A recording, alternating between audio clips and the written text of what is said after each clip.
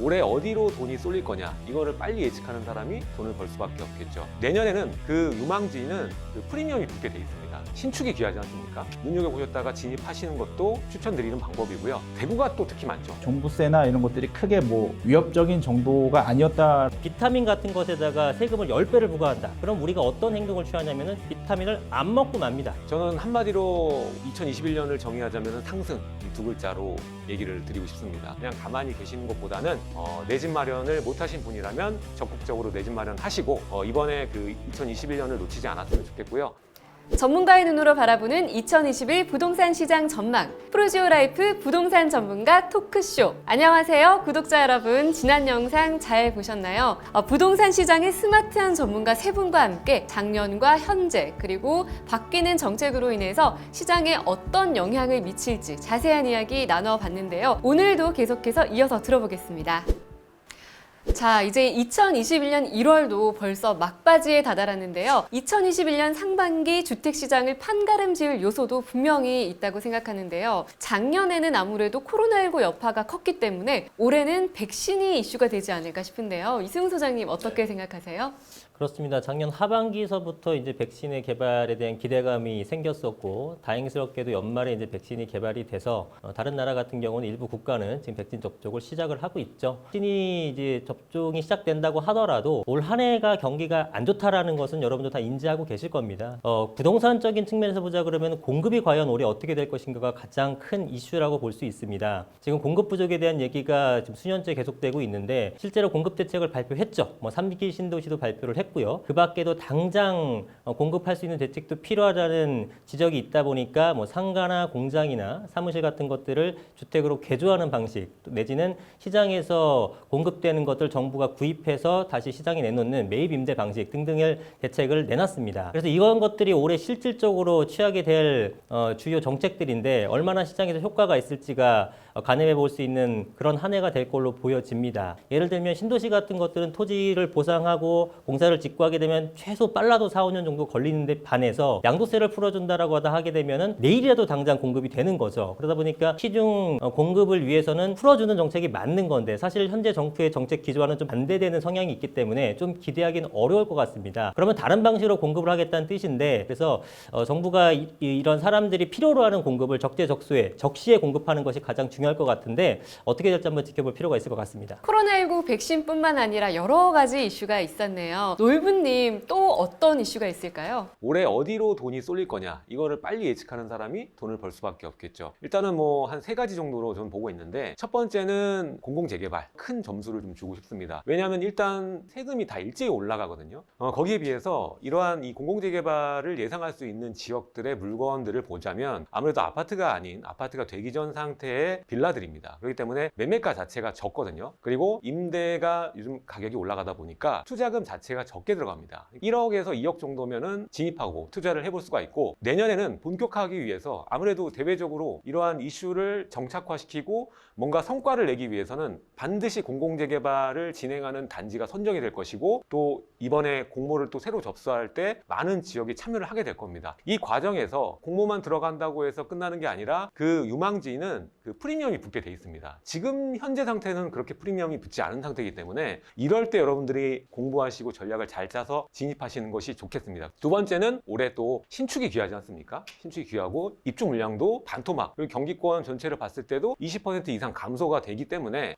신축이 더 귀해질 거란 말이에요. 이 상황에서 우리는 어떤 것을 할 수 있느냐, 올해 또 전매가 풀리는 단지가 또 많습니다. 그래서 전매 풀리는 단지에 무주택자 분들이나 주택, 1주택 갈아타기 이런 분들은 페널티가 없기 때문에 눈여겨보셨다가 진입하시는 것도 추천드리는 방법이고요. 세 번째는 유망 단지들이 또 분양을 앞두고 있는 단지가 굉장히 많습니다. 둔촌주공, 서초구에 있는 아파트에서 유망 지역들이 또 분양을 앞두고 있고, 경기권이나 이런 지역들, 그리고 세종, 그리고 부산 이런 지역들 보면은 대구가 또 특히 많죠. 그죠? 이런 데 보면은 거기에 역세권이면서 좋은 환경을 가진 단지들이 굉장히 많거든요. 그래서 세 번째 방법은 청약을 노리시는 방법. 그래서 저는 이 세 가지 방법이 21년에 여러분들에게 직접적인 자산 성장을 만들어줄 방법이다, 이렇게 좀 정리를 내리고 싶습니다. 네, 새롭게 진행될 정책들도 주요 이슈겠죠. 조영관 과장님 또 어떤 의견이신가요? 정보세 얘기를 좀 더 해보면 사실은 정부가 이제 할 때마다 규제 역설로 고일산 대책 한 다음에 바로 공급할 수 있는 시중의 매물이 100건 정도 이루어졌다면 증여가 오히려 80건 정도 일어났어요. 그러니까 꽤 많은 시장 역효과. 그리고 작년에 720 대책 때도 마찬가지로 매놓는 매물이 한 100건 정도였다면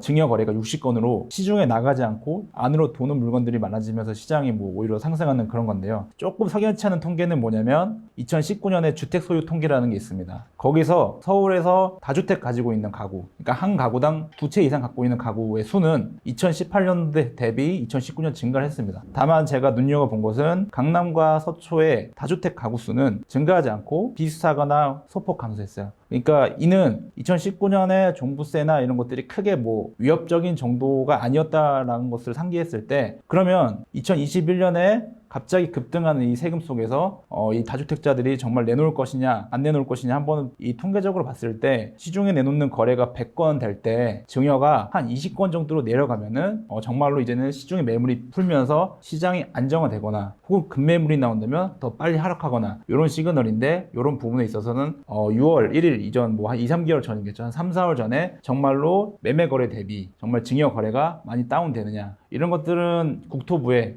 통계누리에 가시면 직접 확인해 볼 수 있기 때문에 이런 증여 거래의 추이가 과연 3, 4월이 어떻게 되느냐, 이런 것들을 확인을 하시고 시장의 흐름을 읽고 선제적으로 투자를 하시면 도움이 되지 않을까 싶습니다. 네, 이렇게 새 전문가분들께서 다양한 시각으로 상반기 부동산 시장 전망 그리고 주요 이슈들에 대해서 짚어주셨는데요. 이번에는요, 구독자 여러분들께서 가장 궁금해하실 부분입니다. 앞으로의 부동산 시장 전망에 대해서 살펴볼 텐데요. 먼저 이승훈 소장님 의견 부탁드릴게요.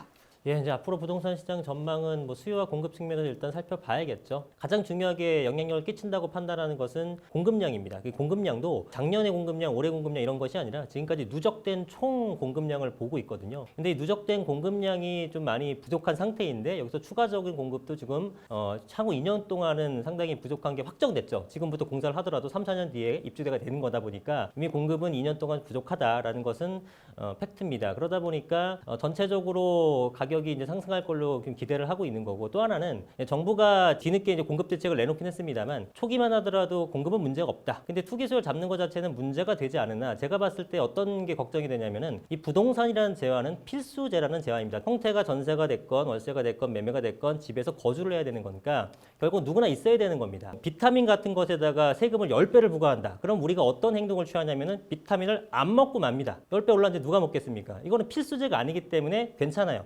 그러다 보니 수요를 낮추는 건 한계가 있는데 여기에 집중하다 보니까 그동안 정책이 실패했던 거고요. 지금으로라도 이제 공급에 대해서 좀 늘리는 정책을 써야 되지 않을까라고 판단을 하고 있습니다. 그런데 이제 현재 정부 정책 자체가 재개발이나 재건축 양도세 부분에서 완화를 안 해주고 있는 입장이다 보니까 공급을 어떻게 할지 이 부분이 좀 눈여겨보고 있는데, 이 총 공급량 자체가 수요 대비 적다면은 여러 가지 가격이 떨어질 만한 어떤 그런 이유가 있다고 하더라도 저는 올 한 해도 가격이 상승하는 쪽에 좀 무게를 두고 싶습니다. 네, 공급의 중요성, 앞으로 시장 전망의 중요한 요소 중 하나로 강조해 주셨는데요. 놀부님께서는 어떠한 요소를 좀 중요하게 보시나요? 저는 한마디로 2021년을 정의하자면 상승, 이 두 글자로 얘기를 드리고 싶습니다. 그것도 급등, 이렇게 표현하고 싶은데, 이유는 일단은 신축에 대한 그 희소성이 서울뿐만 아니라 수도권, 더 나아가서는 지방까지 확산되고 있습니다. 대략적으로 우리 전국을 보게 되면은 이 노후주택 비율, 뭐 10년 차를 기준으로 봤을 때는 70%가 넘기 때문에 신축이 희소한 지역들이 굉장히 많거든요. 이런 지역들의 신축이 나왔을 때 그 수요자들의 진입, 이런 것을 생각을 해야 됩니다. 대내적인 이 공급과 수요를 전체적으로만 볼 게 아니라, 예를 들어 뭐 서울의 어느 지역에 분양을 한다 그러면 거기만 들썩거리는 게 아니라 주변에 있는 기존 단지까지 함께 움직이는 케이스가 굉장히 많이 올해는 발현이 될 거라고 보고요. 올해는 중저가 단지에 앞으로 더 올라갈 상승폭이 많이 남아있는 단지가 수도권에 굉장히 많고요. 여러분들이 앞으로의 그 3기 신도시도 그냥 3기 신도시에 난 청약을 해야겠다라고 불특정한 기간에 베팅을 하기보다는 확실한 내 소유를 만들기 위해서 3기 신도시의 교통호재와 인프라를 향유할 수 있는 기존의 그 구축을 비교적 저렴한 가격으로 들어가는 것도 하나의 전략이고요. 앞으로 분양하는 단지들 전략을 잘 하셔가지고 진입하는 방법도 좋은 방법이고, 전매 제한이 풀리는 곳이 계속적으로 들썩거릴 겁니다. 올 한 해. 그리고 임대 입법 피크로 전세가가 21년에 폭등할 거라고 전 예상을 하고 있기 때문에 그걸 바탕으로 한 전세가를 높은 단지는 아마 2020년보다 더 많이 올라갈 거라고 좀 보고 있기 때문에, 그런 면으로 봤을 때 그냥 가만히 계시는 것보다는 내 집 마련을 못 하신 분이라면 적극적으로 내 집 마련 하시고 이번에 그 2021년을 놓치지 않았으면 좋겠고요. 이 공급적인 측면으로 봤을 때 거의 극악입니다. 이제 신축이 나오는 건 극악이고요. 거기서 더한 게 뭐냐면 이제 분양가 상한제 아닙니까? 분양가 상한제 때문에 경쟁률도 되게 심하고 올해 이 분양하는 단지 서울에 몇 개 되지도 않습니다. 근데 그 와중에서 분양 뒤로 밀릴 가능성이 높은 단지가 굉장히 많아요. 21년에 예상을 했는데 22년 가는 단지가 있을 거라고요. 그러면은 거의 전무하고, 특히 21년, 22년에 강남권에 분양하는 단지는 거의 없어요. 극악이란 말이죠. 그래서 그 비싸다고 여러분들이 생각하는 단지도 더 올라갈 수 있기 때문에 그냥 넋 놓고 바라보시기보다는 지금의 인플레이션을 그냥 부동산 가격이 말도 안 되게 올라간다라고 판단하시기보다는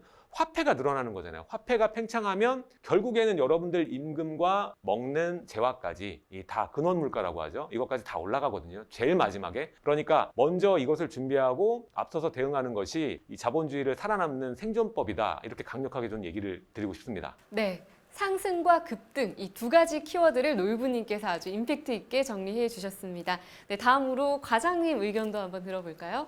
네, 일단 저는 상반기, 하반기를 좀 나눠봐야 된다고 생각을 하고요.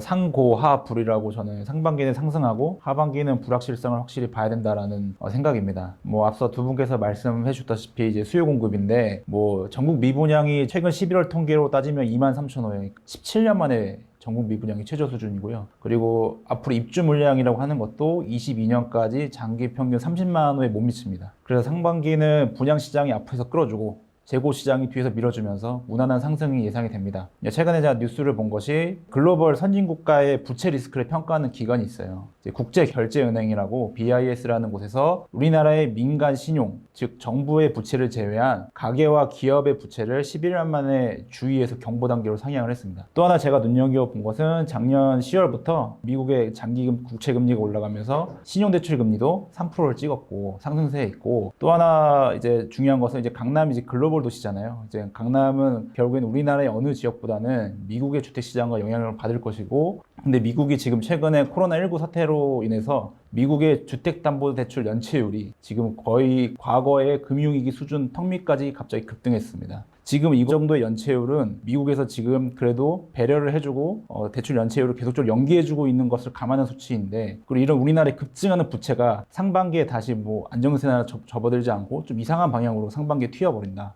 그러면은 하반기에는 전문 기관들이 우리나라의 부채를 어떻게 보는지 이런 것들을 고려하셔서 하반기에는 그렇게 접근을 하시는 것이 도움이 될 것 같다고 보여집니다. 네, 이렇게 조영광 과장님 그리고 이승훈 소장님, 놀라운 부동산님 모시고 2021년 부동산 시장 전망에 대해서 살펴봤습니다.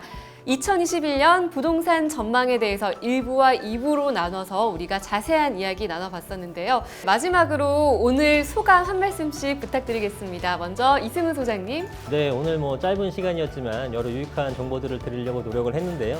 요즘에 굉장히 불확실성이 좀 강한 시대지만 저희가 드리는 이런 정보들을 가지고 여러분들이 어떻게 올 한 해를 잘 헤쳐나갔으면 좋겠습니다. 부디 잘 되시길 기원 드리겠습니다. 네, 놀부님 소감도 부탁드릴게요. 네, 저는 뭐 이 프루지오가 익숙하기 때문에 오늘 또 많은 분들 모시고 또 전문가분들 모시고 생각을 서로 공유하는 좋은 시간이었던 것 같고, 이미 답은 다 나온 것 같습니다. 이 정도 보셨으면 여러분들 판단이 되실 거라고 보고, 아무쪼록 21년 이 공급 부족 극악 상황에서 어떻게 해서든 여러분들이 이루시는 바 잘 이루시고 급등하시길 바라겠습니다.